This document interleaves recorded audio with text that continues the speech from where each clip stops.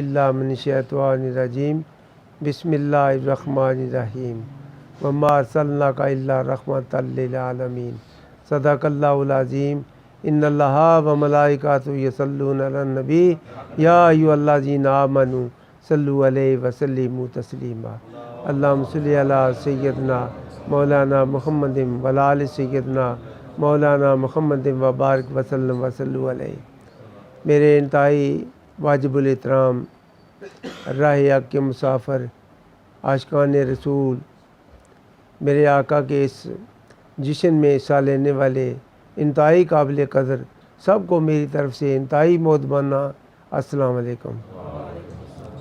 میں نے جو ایک بڑی شان والی، بہت شان والی ایک آیت جو پڑھنے کا شرف حاصل ہوا ہے کہ اللہ تبارک تعالیٰ نے یہ اعلان کر دیا کہ میں تمہارے لیے رحمت للعالمین بنا کر اپنے محبوب کو آپ کی طرف بھیجا ہے۔ تو میرے آقا حضور سے پہلے جو کفر اور جہالت کی سیاہ گھٹا تھی، کسی کو یہ بھی نہ پتہ تھا کہ عبادت کے لائق کون ہے، ہمارا پروردگار کون ہے۔ کوئی تو بتوں کی پوجا کرتا تھا، پتھر کے بت بنائے تو اسی کی پوجا کرنے لگتا۔ کوئی سورج کو چمکتا دیکھ کر سورج کی پوجا کرنے لگا، کسی نے چاند کو دیکھا تو چاند کو پوجنے لگا، کچھ لوگوں نے ستاروں کو دیکھا جیسے نجومی کو کہتے ہیں، تو ان کے حساب و کتاب میں پڑے رہے تو ستاروں کو پوجا کرنے لگے، کوئی جانوروں کی پوجا کرنے لگے، کوئی سانپ کی پوجا کرنے لگے۔ یہ بھی نہ پتا تھا کہ ہم نے پوجا کس کی کرنی ہے، ہمارا پروردگار ہے کون ہے۔ مگر جب میرے آقا حضور تشریف لائے تو نبوت نور نے ایک جب وہ شمع جلی تو کفر اور جہالت کی وہ گھٹا سیاہ وہ چھٹ گئی، تو پتہ چلا کہ پروردگار تو کائنات کا مالک کوئی اور ہے، ہم تو کسی اور کو پوجا کرتے رہے۔ وہ جو اس وقت عورتوں کے ساتھ جو برا ہوا کرتا تھا کہ مصر کے بازار میں عورتوں کو جا کر فروخت کیا جاتا، تو جو چاہتا وہ لے جاتا، نہ جانے وہ کس کی بیٹی، کس کی بہن، کس کی ماں، وہاں یہ حالت ہوا کرتی تھی۔ عورت کو اتنی تذلیل دیا کرتے تھے وہ لوگ کرتے، اور جو بچیاں پیدا ہوتی ان کو زندہ درگور کر دیا جاتا، تو تھوڑا سا معاوضہ لینا اور بچی چیخ و پکار کرتی رہی، مگر وہ زندہ درگور کر دیا۔ حضور جب تشریف لائے تو یہ کفر اور جہالت کے تمام رسومات وہ چھٹ گئی، اور نور نبوت نے وہ چراغ جو شمع کیا، اس میں تھوڑا آگے جاؤ، اس میں اس روشنی کے ساتھ ہمیں انسانیت کا سبق ملا۔ جو نماز ہے یہ 10 نبوی کو فرض ہوئی ہے ہم پہ، کتنا 10 نبوی کو 10 سال بعد۔ جو تبلیغ ہے جو میرے آقا حضور کی نبوت کا اعلان کرنے کے بعد کتنی ہے، 23 سال، کتنی 23 سال، 40 سال تک خانہ کعبے کے قریب سے میرے آقا حضور تشریف لاتے تو غار حرا میں جا کر اپنے پروردگار سے ہم کلام ہوتے۔ یہ وہاں اللہ کائنات کے مالک اور اس کے رسول کی باتیں، وہ جو انسانیت کا جو درس تھا وہاں ملتا رہا۔ تو 40 سال کے بعد میرے آقا حضور نے نبوت کا اعلان کیا، اور نبوت کے اعلان کے بعد 10 سال کے بعد نماز ہم پہ فرض ہوئی۔ وہ کب ہوئی؟ جب معراج ہوا، معراج کے دن نماز فرض ہوئی 10 سال کے بعد۔ اس کے بعد پہلے کیا تھا؟ صرف انسانیت اور رحمت للعالمین جب وہ بنا کر بھیجا، اس رحمت کے نور نے ساتھ تمام زمین، آسمان، عرش و فرش، شجر و حجر، درندے اور جانور اور پرندے سب کے لیے رحمت ثابت ہوئے۔ تو ایسے ہوا کہ اس وقت حضور کے دور میں نماز نہ تھی۔ ایک ارنی یہودی کے جال میں پھنس گئی تو اس نے پکارا کہ اے رحمت للعالمین میرا تو کوئی وارث نہیں ہے، میرے بچے بھوک پیاس کے وہ مارے ہوئے ہیں، تو بچے میرے جدا ہیں مجھ سے، مجھے صرف اتنی سی اجازت مل جائے کہ میں اپنے بچوں کو دودھ پلا کر آ جاؤں گی۔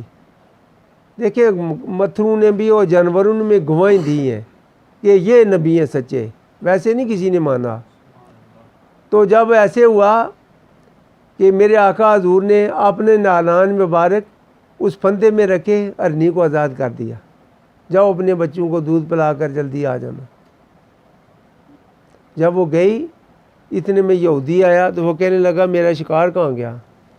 حضور نے ارشاد فرمایا وہ شکار آنے والا ہے، آ جائے گا۔ وہ ارنی تھی، وہ چلی گئی بچوں کو دودھ پلانے کے لیے۔ تو یہودی کا ایمان کیسے ہو سکتا ہے کہ وہ مان جائے؟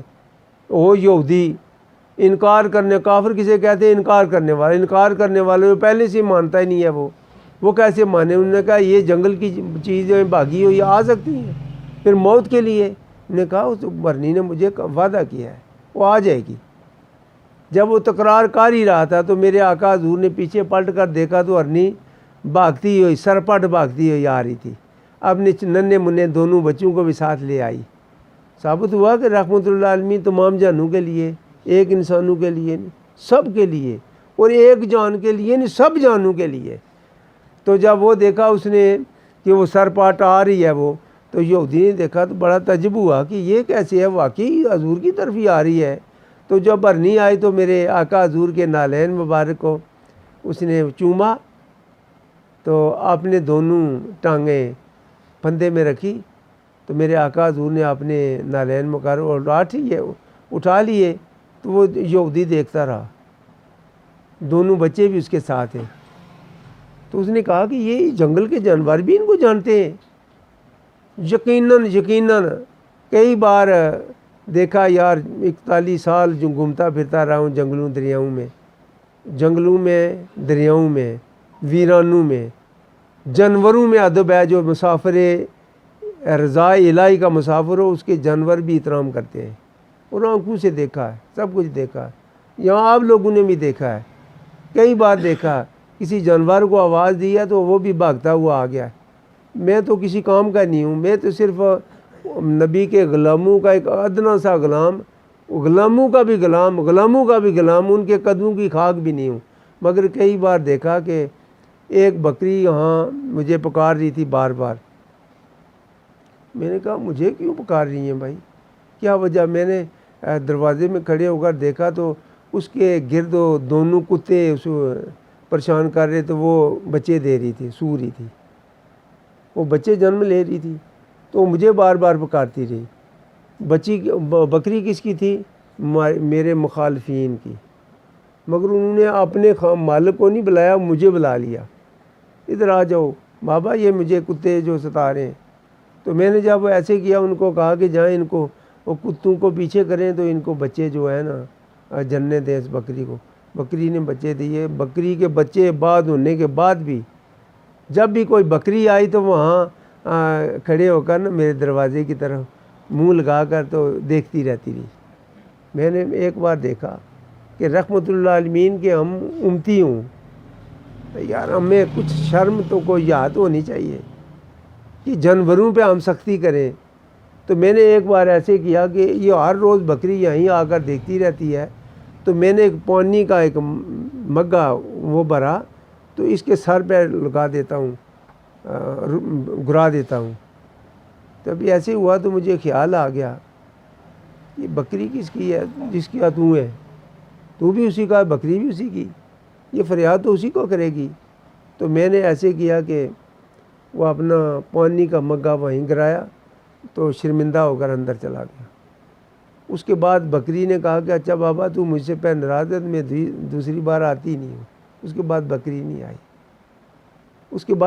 نہیں آئی، ایک بار نہیں، 2 بار نہیں، 4 بار نہیں، کئی کتوں نے مجھے یہ پکارا کہ بابا یہ دیکھیں نا میرے ساتھ کیا ہو رہا ہے، یہ آپ اشرف المخلوقات ہو کر مجھ پہ زیادتی، میرے ساتھ ایسے ہو رہا ہے۔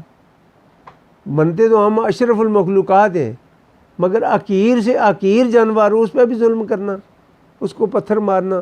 وہ سویا بیچارہ ساری رات، ہماری حفاظت کرتے کرتے گلی کوچہ گھومتا پھرتا رہا۔ شام کو ایک خشک روڑی پہ جا کر سو گیا، تو پھر کیا اسی سوئے ہوئے اوپر سے پتھر دے مارا۔ ٹوں ٹوں روتا روتا بھاگتا ہوا گیا تو پیچھے سے ہم ہنسنا شروع کر دیا۔ میرا نشانہ بڑا ٹھیک لگا۔ آئے افسوس یار، صرف اور کچھ نہ بنے، صرف انسان بن جائیں۔ اگر آپ پہ دوزخ کی آگ حرام ہو جائے گی، صرف انسان بنے، باقی چھوڑیں یار، سنی کیا تو وہابی کیا تو یہ، پہلے انسان تو بن لیں، انسان بن جائیں اگر۔ کیونکہ میرے آقا حضور نے 10 سال تک انسانیت کا درس دیا ہے، رحمت للعالمین کا ترجمہ کیا ہے، جانوروں پہ بھی شفقت کی ہے۔ تو دوسرا ایک واقعہ عرض کرتا چلوں کہ ایک آدمی کو جب یہ خیال آیا کہ وہ گھر واپس لوٹا تو اس بچی کی آواز جو بار بار کانوں میں گونج رہی تھی، یہ کیا تھا؟ وہ آواز کہاں سے آ رہی تھی؟ سپیکر رسول سے، کیونکہ ان کی نبوت کی روشنی نے وہ آواز کو کیچ کیا، اس کے کانوں میں ڈالا، تو بار بار یہ وہ بچی جو اس نے زندہ درگور کی، اس کی آوازیں آ رہی ہیں۔ تو اس نے سنا کہ رحمت للعالمین کے 2 دروازے پہ جاتا ہوں، بخشش ہو جاتی ہے، میں بھی جاتا ہوں۔ اور کئی وہ گاؤں والے بستی کے کئی بچیوں کو 1 کلو یعنی 1 سیر آٹا، سا آٹا وہ لے کر نا کئی بچیوں کو اس نے زندہ درگور کر چکا تھا پہلے۔ تو جب اپنی بچی آئی تو ایسے ہوا کہ بیوی بیمار ہوئی، امید میں تھی، تو وہ ملک شام میں چلا گیا۔ شام کا بڑا ذکر ہے ہماری تاریخ میں۔ تو ملک شام میں چلا گیا مزدوری کرنے کے لیے۔ وہاں سے کچھ عرصے بعد واپس لوٹا تو بیوی کو یہ کہہ کر گیا تھا کہ اگر بیٹا ہوا تو اس کی پرورش کرنا، اگر بیٹی ہوئی تو اسے زندہ درگور کر دینا۔ ماں کی ممتا کب ایسے کر سکتی تھی؟ تو جب بیٹی ہوئی تو اس نے ماں نے اس کو پوشیدہ رکھا، تو اس کی پرورش کرتی رہی۔ 3 سال کے بعد جب وہ واپس لوٹا تو دروازہ کھٹکھٹایا، تو اسی ننھی منی بچی نے اس کا دروازہ کھولا تو دیکھا بڑی خوبصورت سی بچی ہے، یہ کون ہے؟ تو بیوی سے پوچھا یہ کون بچی ہے؟ تو اس نے ڈر کے مارے کہا کہ یہ تو زندہ درگور کرنے والا بچی کو مار ڈالے گا۔ تو اس نے کہا کہ یہ پڑوسن کی بچی ہے، ہمارے پڑوس میں جو ہے ان کی بچی ہے۔ تو وہ ان کے ساتھ کھیلتا رہا، چونکہ اپنے تخم کی بچی تھی تو اس کو پیاری تو لگتی تھی، تو بڑا لطف اندوز ہوتا اس سے کھیل کر۔ ایک دن اس کا ایسے آیا کہ وہ بچی دیر سے آئی، تو کہنے لگا بیوی کو جائیں وہ بچی کو لے کر آئیں، تو میں جب اس سے کھیلتا ہوں تو مجھے بڑا سکون ملتا ہے۔ تو بیوی نامراد بیچاری، اس کو یہ نہ پتا تھا کہ میرے ساتھ کیا ہونے والا ہے، تو وہ کہے گی کہ یہ تو آپ ہی کی بچی ہے، میرے بس میں یہ نہ تھا کہ میں اپنی لخت جگر کو فرزند کو سپرد خاک کروں، یہ آپ ہی کی بیٹی ہے۔ تو جب آیا خاموش ہو گیا، بیچی سے ملا پر اس سے آنکھیں چرانے لگا، کہنے لگا اسے تیار کریں ابھی ابھی، چونکہ پورے علاقے کی بچیاں میں نے زندہ درگور کی ہیں، تو یہ لوگ کہیں گے اپنی بچی کی جو اس کا باری ہے، تو اس بغیرت نے اپنی بچی کو نہیں قتل کیا۔ غیرت کی بنا پہ ہم بڑے غیرت مند ہیں، بچیوں کے عورتوں سے زیادتیاں کرنا، ہم بڑے غیرت والے ہیں، افسوس سے یہ کہنا پڑتا ہے۔ تو اس نے یہ کیا کہ اسے ابھی ابھی تیار کریں اور میرے ساتھ بھیجیں، اس کو کہیں کہ ہم دعوت پہ جانا ہے۔ بچی نے نلایا، اس نے کہا کہ اتنی اجازت دے دو مجھے کہ میں اس کو غسل دوں تو کپڑے اچھے پہنا لوں، تو اس کو میں اپنے شان سے تمہارے سپرد کروں گی۔ اس کو غسل دیا، اچھے کپڑے پہنائے، وہ کنگھی کرتی تھی بیٹی کی تو وہ ساتھ ساتھ رو بھی رہی تھی۔ تو بیٹی نے پوچھا مما میں تو بڑی خوش ہوں آپ نے مجھے نئے کپڑے پہنائے، آپ کیوں رو رہی ہو؟ کیا وجہ ہوئی ہے؟ آپ کیوں روتی ہو؟ کیا بیچاری بتائے کہ آپ بیٹا آپ کے ساتھ کیا ہونے والا ہے؟ بیٹے ماں نے کہا کہ مجھے آپ خوبصورت لگ رہی ہو تو اس لیے میں چوم رہی ہوں، تو اس لیے میں رو بھی رہی ہوں، آپ بڑی اچھی لگ رہی ہو، خوبصورت لگ رہی ہو۔ تو آپ نے پپا کے ساتھ جانا کسی دعوت پہ، تو اس لیے نلایا بھی ہے، اس کو ایک چادر بھی دی، بچی نے سینے سے لگایا، چوما، تو اس ظالم باپ کے ساتھ لگا دیا۔ جب راستے میں گیا تو بچی نے کئی بار اصرار کیا، ابا مجھے بھوک لگی ہے تو مجھے کھانے کو لیے کچھ دیو، مجھے پیاس لگی ہے، مجھے تو کوئی پانی کا ایک گلاس مجھے دے دو۔ تو کہنا آگے آئے گا، وہ ایک بازار آئے گا تو وہ لے کر دوں گا۔ کئی بار اس نے اصرار کیا مگر اس کے کانوں تک کوئی بات نہ پہنچی۔ ایک ویرانے میں گیا، ایک ہاتھ میں اس نے وہ رمبا رکھا تھا، اس رمبے کے ساتھ وہ گڑھا کھودنے لگا۔ جب وہ گڑھا کھود رہا تھا تو وہ پاس بیٹھی دیکھ رہی تھی، تو جب ایسے ہوا کہ وہ مٹی جو ہے اس کے باپ کے جو کپڑوں پہ پڑتی تو وہ اپنی ننھی منی چنی کے ساتھ، چادر کے ساتھ اس کے کپڑے صاف کرتی۔ ابا آپ کے کپڑے خراب ہو گئے ہیں نا، تو وہ کپڑے صاف کرتی رہی۔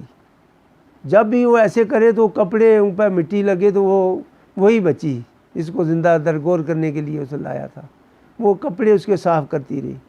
آخر جب گڑھا مکمل ہوا تو اس نے اٹھا کر اس گڑھے میں پھینکا، تو اس نے بار اصرار کیا، اگر میرے ابو اگر مجھے پالنے سے قاصر ہیں تو مجھے یہیں پہ چھوڑ دو، مجھے نہ مارو، مجھے نہ مارو، میں نے کیا قصور کیا، میں نے کیا جرم کیا ہے؟ اگر مجھے کھانا نہیں دینے سے قاصر ہو تو مجھے یہیں جنگل پہ چھوڑ دو، تو میں نے کوئی قصور نہیں کیا، مجھے یہیں پہ چھوڑ دو۔ تو اس نے ایک بات بھی نہ سنی، تو گڑھے میں رکھا اوپر سے مٹی ڈال دی، تو وہ چیخ و پکار کرتی رہی، گھر آنے تک اس کی چیخ و پکار کی آواز اس کے کانوں تک پہنچتی رہی۔ وہ نبی کا فیضان تھا، وہ نبی کی نبوت کا سپیکر تھا، وہ جو اس کی کانوں میں گونج رہا تھا۔ یہ بات وہ اپنی اصرار کر رہا تھا، اپنے نبی پاک صلی اللہ علیہ وسلم کو یہ اپنا واقعہ سنا رہا، تو میرے آقا حضور سسکیاں لے کر روتے رہے، اپنی داڑھی مبارک تر ہو گئی، تو کہا کہ یہ حالت ہوتی رہی ہے۔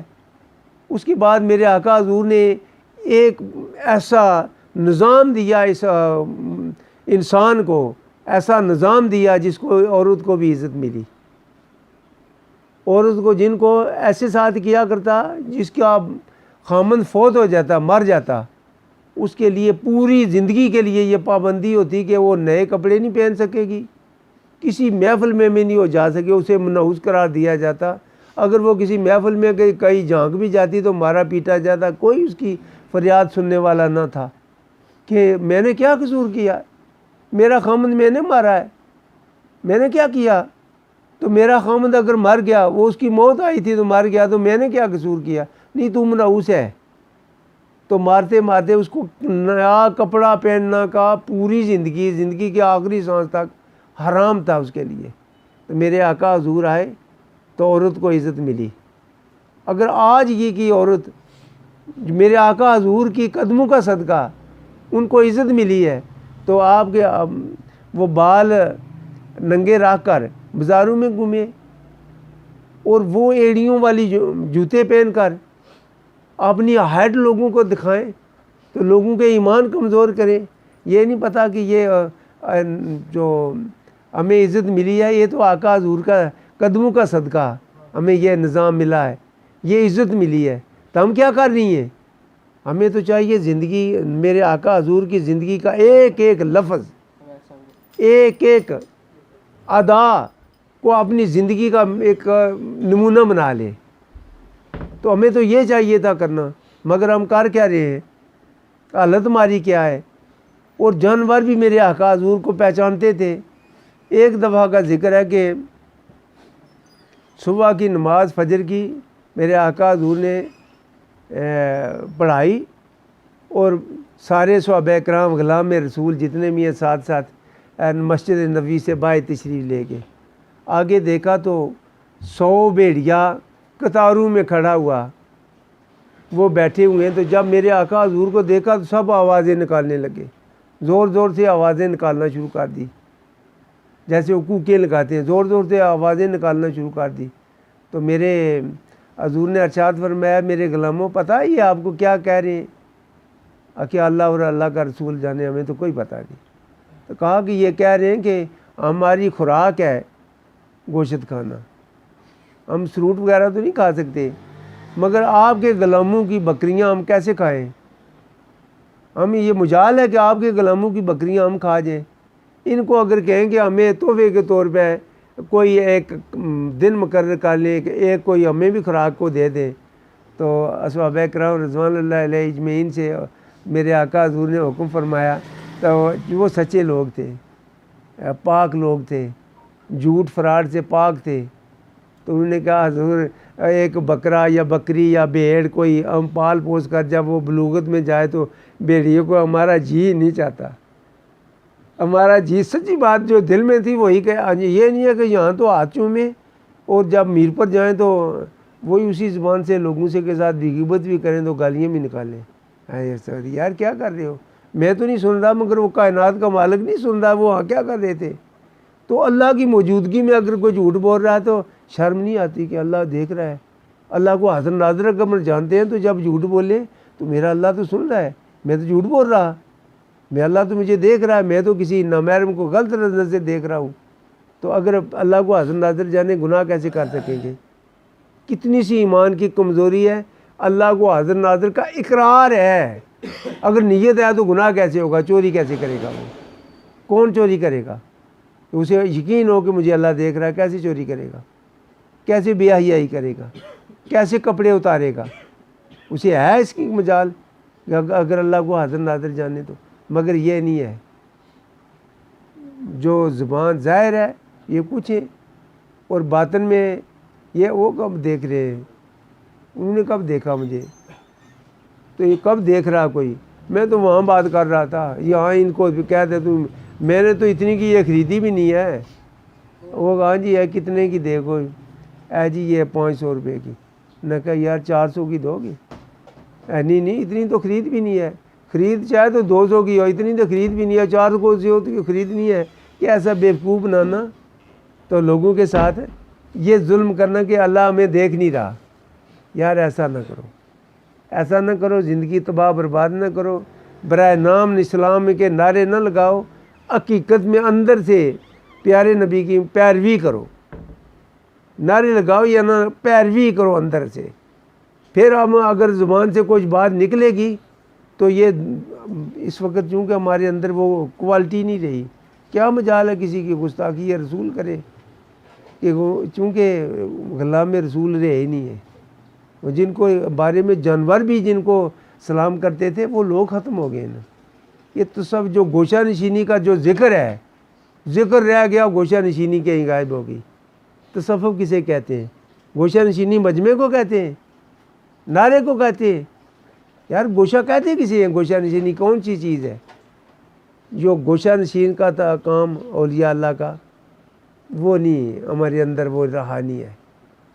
ایک واقعہ عرض کرتا چلوں، کہ ایک غلام، سچا غلام رسول ایک اپنے ساتھیوں کے ساتھ چل رہے تھے، تو ایک جگہ بابا نے کہا کہ ہم تو رات یہیں پہ گزاریں گے۔ تو انہوں نے غلامی رسول ہونے کا ثبوت دینا تھا کہ میں واقعی غلام رسول ہوں۔ تھوڑا سا آگے ہو جاؤ۔ تو وہاں جنگل پہ ٹھہرے تو ان لوگوں نے کہا کہ یہاں تو جنگل کے جو جانور ہیں، شیر ہیں، وہ تو پھاڑ چیر کر دیتے ہیں، یہاں تو کوئی زندہ گیا ہی نہیں کبھی، تو آپ کیسے کریں گے؟ یہاں کیسے ٹھہر سکتے ہیں؟ انہوں نے کہا نہیں میں تو یہیں پہ رہوں گا۔ تو جو مرید تھے وہ چونکہ زہر ہے وہ کیفیت قلب وہ ان کی تو نہ تھی، انہوں نے کہا بابا جی حضور ہم آپ کو اٹھا لیتے ہیں تو جنگل سے چلے جاتے ہیں، باہر جا کر ہم گزارا کر لیں گے، جنگل سے دور چلے جاتے ہیں۔ تو ان بابا نے کہا نہیں میں یہیں پہ رہوں گا۔ تو اتنے میں شیروں کا ایک جھنڈ وہ سامنے آیا تو ان کو دیکھنے لگا تو بڑے منہ کھولنے لگے، واسیاں لگانے، ہمارا تو شکار آ گیا، ہمیں تو شکار ملے گا۔ تو سارے کے کانپنے لگے کہ بابا حضور دیکھیں نا وہ شیروں کا جھنڈ آ گیا. تو بابا نے کیا کرنا تھا؟ ثبوت دینا تھا کہ میں غلام رسول سچا ہوں. یہ ثبوت دینا تھا. شیروں کی کیا مجال تھی؟ تو بابا نے کہا کہ آپ بہت ڈرتے ہو. انہوں نے کہا ہاں جی ہم تو کانپ رہے ہیں, ڈر گئے, ہمارا تو پسینہ نکل گیا ہے, ہم تو خوف زدہ ہیں. بابا نے کہا مجھے کھڑا کرو. کھڑا ہونے کی طاقت نہ تھی, مگر کمزوری بدن میں یہ اور پاور یہ کہ کائنات کا مالک اس کی بات مان لیتا. جب کھڑے ہوئے تو وہ بابا نے کہا اے جنگل کے شیروں, اے درندوں, یہاں بھاگ جاؤ یہاں سے. جس طرف انہوں نے ہاتھ کیا اسی طرف وہ فوراً انہوں نے پلٹے تو شیر بھاگنے لگے. تو دیکھا جو کیڑے مکوڑے ہیں نا رینگنے والے, وہ بھی اسی طرف جا رہے ہیں جہاں نے بابے نے ہاتھ جس طرف کیا. دیکھا سچے مسلمان بن جاؤ, سچے مسلمان بن جاؤ. اگر سچے مسلمان بن جاؤ کیا کسی کی مجال ہے؟ وہ کہیں گے سچا دین ہی یہی ہے, ہمیں بھی اسی دین میں داخل کرو. یہ پتہ ہلاکو خان کون تھا؟ جانتے ہیں نا ہلاکو خان کون تھا؟ یہ ہلاکو خان وہ تھا جس نے اسلام دشمنی میں ایک بہت بڑا ریکارڈ بنایا.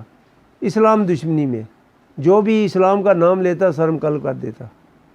ہلاکو خان چنگیز خان کا بیٹا تھا وہ, جسے چغتائی نہیں ہم کہتے, ہم بڑے فخر سے کہتے ہیں ہم چغتائی ہیں, ہم بڑی شان والے, بڑی قوم ہے ہماری. دیکھیں ہمارا عمل کیا تو نام کیا تو کام کیا. تو ایسے ہے کہ ہلاکو خان نے کافی خاص کر عراق میں ہمیشہ انقلاب آیا کرتا ہے اور آتا رہے گا ہمیشہ. یہاں سے پھر بھی ایک کوئی نہ کوئی نمودار ہوتا رہے گا, جیسے شیخ سید عبد القادر جیلانی اور حضرت یہ نعمان جو ہے جن کو ابو حنیفہ کہتے ہیں, ان کا نام کیا ہے؟ نعمان.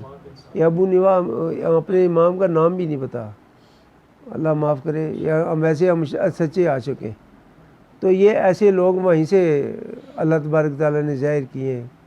تو جو خلیفہ وہاں جو اس کو شہید کر دیا, تو تمام جتنے بھی علماء تھے ان کو بلایا, تو کہا کہ بلاؤ نا اپنے خدا کو, بلاؤ اپنے خدا کو.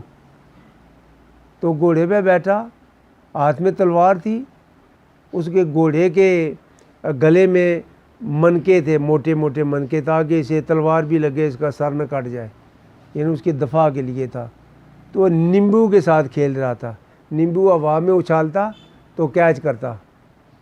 تو سارے جتنے بھی ہیں نا گردن جھکائے, مولوانا صاحب, حلوے والے سارے مولوی, وہ سارے نیچے ہو گئے. ایک بابا کھڑے ہوئے تو اسے کہنے لگا ہلاکو خان اللہ سے ڈر, اللہ سے ڈر. وہ کون سا اللہ؟ اللہ سے ڈر. نہ جانے کہ تمہارا یہ جو نیمبو ہے یہ فضا میں آپ کو کیچ کرنے سے پہلے تمہاری جان لے لے, اس سے ڈر. تو جب ان نے جو نیمبو ہوا میں اچھالا تو نیمبو اوپر نہ گیا, وہ نیچے گر گیا. نیچے ہو کر اٹھانے لگا تو گھوڑا بھاگنے لگا. اس کا پاؤں جو ہے ہلاکو خان کا اس رکاب میں پھنس گیا, گھوڑے کے رکاب میں پھنس گیا. تو وہ گھوڑا جیسے جیسے اس کے قدموں میں لگا وہ بھاگتا جائے. ذلت کی موت, خواری کی موت مرا. مگر ایک بابا جس کے اپنے قدموں سے کھڑا ہونے کی طاقت نہ تھی, اس نے کہا کہ ہلاکو تو اللہ سے ڈر, یہ جو تو کہہ رہے ممکن ہے تمہارا نیمبو زمین پر آنے سے پہلے تمہاری جان لے لے. مگر علماء اکرام جو حلوے والے مولوی ہیں نا میری طرح, کھا کے حلوہ کھا کے تو اوشی نہیں رہی کہ دین ہمارا کیا ہے, وہ نیچے گردن جھکا گئے. ایک بابا کھڑا ہوا تو اس نے یہ کہا, تو بابے نے یہ ثابت کر دیا نا کہ میں غلام رسول ہوں, میں کوئی معمولی آدمی نہیں ہوں, میں بڑی پاور والا ہوں. تو ایک واقعہ اور عرض کرتا چلوں. ایک اصحابی رسول تھے, تو ان کا سفر ایک جنگل سے ہوا, تو آگے سے شیر آ گیا. تو انہوں نے کہا کہ میں اگر بھاگوں تو ابھی یہ تو پکڑ لے گا, میں ان سے بھاگ تو نہیں سکوں گا. تو اگر میں کہیں اور جاتا ہوں تو تبھی یہ تو نہیں مجھے چھوڑے گا, تو میں کیا کروں؟ سینہ تان کر سامنے کھڑے رہے. تو کہا کہ ایک اسے دھمکی ضرور دوں گا. ایک دھمکی ضرور دوں گا میں بھی. شیر نے جب اسے وہ کہا نا، اس کی آواز نکالی نا، تو جو غلام ہے سچا غلام تھا، میرے آقا حضور کا سچا غلام تھا. انہوں نے کہا میں بھی کوئی معمولی نہیں ہوں، میں غلام رسول ہوں، میں غلام رسول ہوں، میں معمولی نہیں ہوں، تمہاری کیا مجال میری کی طرف دیکھنے والے. تو اسی وقت شیر بھی شرما کر، مگر آج انسان کو شرم نہیں آ رہی. شیر کو بھی شرم آئی تو اپنا راستہ چھوڑا تو وہ چلے گئے. دیکھیں میں یہ کہہ رہا ہوں ایمان کی پوری قوت سے سچے مسلمان بنے، تاکہ اندر وہ اللہ کی قدرت اور پیارے نبی کا نبوت کا وہ چراغ اسے اجاگر کریں، نبی کی محبت کا جھنڈا بلند رکھیں، آگے بڑھیں. کوئی دنیا کی کوئی مجال نہیں کہ وہ آپ کے سامنے بھی آئے. مگر افسوس یہ ہے کہ سوائے نعرے کے علاوہ وہ ہمارے اندر کوالٹی نہیں رہی. آج یہ میلاد منانا سنت فرض واجب سب کچھ ہو گیا ہے، کیونکہ اس وقت میرے آقا حضور کے نام پہ گستاخانہ یہ جو شروع ہو چکا ہے. اب ہمیں یہ میلاد نہیں بلکہ روڈوں سڑکوں پہ آ جانا چاہیے، باہر نکل آنا چاہیے. یہ جان ایک بار نہیں 70 بار بھی جائے تو غنیمت سمجھے کہ میں آقا حضور کی شان کے لیے میں اپنی جان دے رہا ہوں. یہ خوش قسمتی ہوگی آپ کی. تو میرے دوستو، اب باہر نکلنے کا وقت آ گیا ہے، ہمیں غلامی رسول کو ظاہر کرنے کا وقت آ گیا ہے. اندر اپنے اجرے چھوڑے، باہر نکلے. میں نماز پڑھ رہا ہوں، میں یہ کر رہا ہوں. جب غلامی رسول پہ شان رسول پہ کوئی ایسی بات آنے لگے تو آپ کی کون کی نماز ہے؟ کس کی نماز پڑھ رہے ہو؟ یا کس نے نماز کو سکھایا؟ قرآن کریم میں یہ حافظ قرآن سارے موجود ہیں یہاں. پورے قرآن کریم میں نماز کا حکم ہوا ہے، کہیں کوئی ترتیب نہیں ہے قرآن کریم کی. اگر کوئی ہے تو مجھے بھی بتائے کہاں لکھا ہے قرآن کریم میں کہ ایسے نماز ادا کرو. نماز اللہ نے حکم دیا نماز ادا کرو، تو نماز کا طریقہ میرے جاؤ رسول سے پوچھ لو. اس سے کیا پتہ چلا کہ جو بھی اللہ تبارک تعالیٰ کو قرب حاصل کرنے کے لیے جائے گا اتباع رسول کے بغیر نہیں حاصل ہوگی. آخر دعوانا الحمدللہ رب العالمین.